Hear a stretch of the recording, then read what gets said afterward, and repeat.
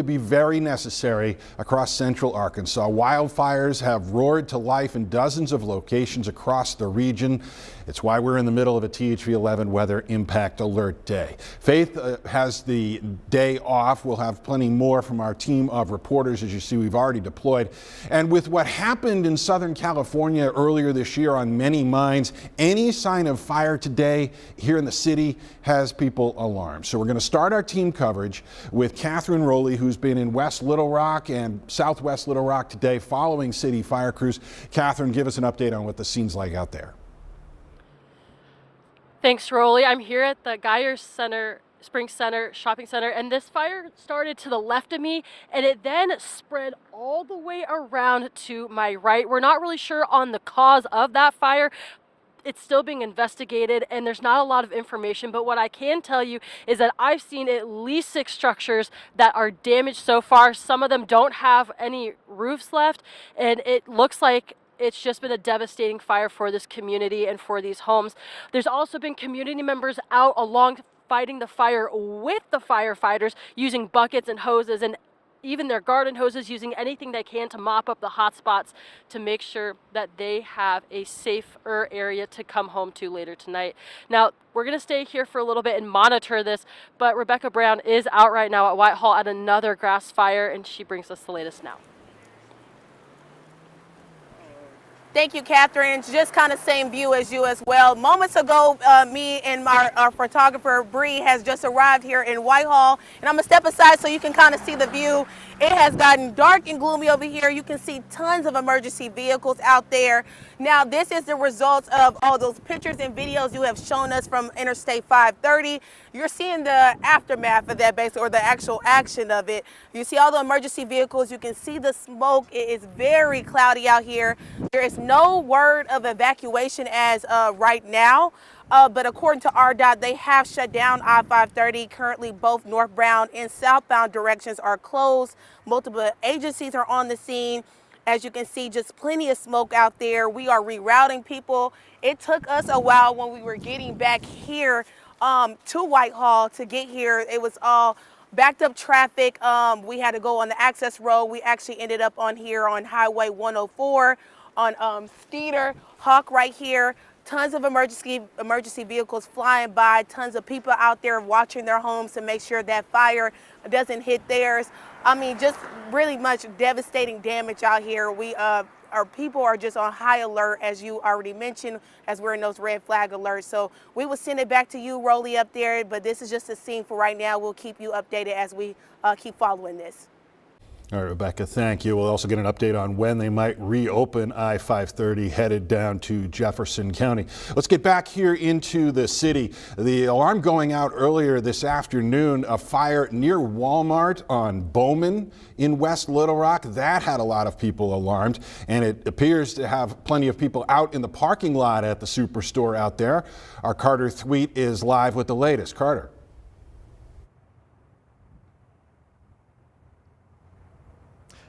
Yeah, Rolly, we are out here actually in the Walmart parking lot, which is pretty much completely deserted. It's the parking lot across the street. They're not even letting most people get close to the Walmart here. As I turn around, I can see, I don't know if you can really make it out above the building, but we can make out a little bit of the smoke above the Walmart here. We spoke to a police officer who said he thought the fire was a little closer to the Walmart than it was to the homes behind the Walmart. We also spoke to some Walmart associates here in this parking lot who basically told us what we kind of already knew. They were evacuated, asked to go to that parking lot across the street, and have not really been asked back. They were only in this parking lot to get their cars and I guess go home. The Walmart completely evacuated of customers, of associates, of pretty much everybody, again, for this fire behind the Walmart on 700 South Bowman Road. So we don't know a whole lot about it now, but we can see the smoke, we can smell it, and obviously nobody being allowed into this Walmart for the time being. We'll continue to ask around and give you the latest information. For now, though,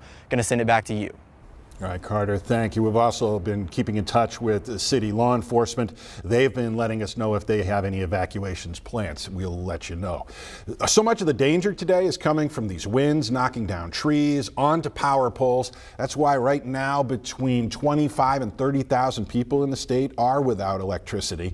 Lonoke County has been hardest hit this afternoon, but Grant County, you see there in orange, has picked up several outages here in the last few hours. So let's bring in Chief Meteorologist Tom Brannan. You issued this weather impact alert day because of this red flag warning. It's pretty unique around here. So it is. What do we know about the wind? Is it dying down anytime soon? Well, the wind will relax a little after sunset tonight, Rolly. We're keeping an eye on a number of different things. Number one, the overall humidity level.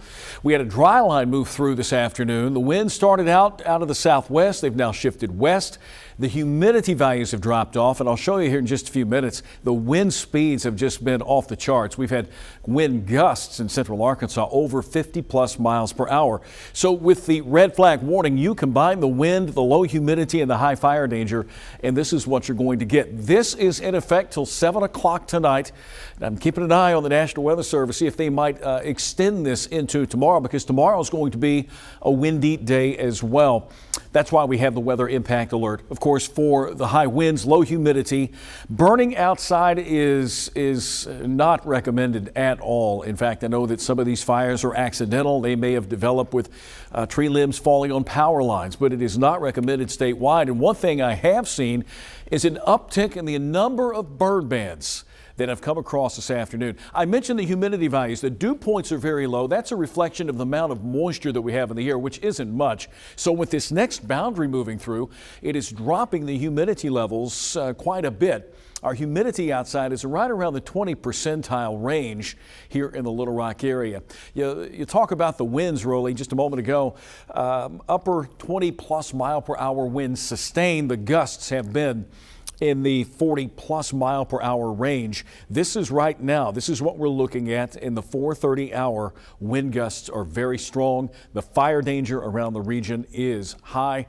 And also, Mr. Hoyt, we're looking at a number of counties that have piled in now and have begun to add up.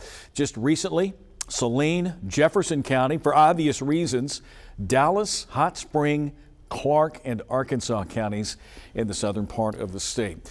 That's what we're looking at right now.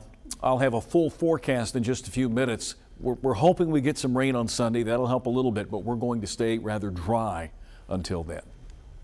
All right, Tom, thank you. Now, just in the last hour, we've learned smoke is building back up in western Pulaski County, that fire that started on Monday. So far, the fire departments out there tell us it's just smoke. They feel that fire has not, reignited. It has burned already nearly 2,000 acres over the last 2 days. For comparison, that's double the size of Lake Maumelle. It's about 5 miles north of where this fire was centered. And while crews feel they do have the upper hand now, with these high winds and other factors that you heard from Tom, they cannot be too careful. Currently, the fire is 100% contained. We have had crews, along with the Forestry Commission, crews on site around the clock since the fire Monday afternoon, continuing to strengthen the fire lines around the fire, as well as keeping a watch to make sure the fire doesn't jump the line. We've got crews responding to another fire in that area today. They reported a grass fire on Jones Road caused by, again, a fallen power line.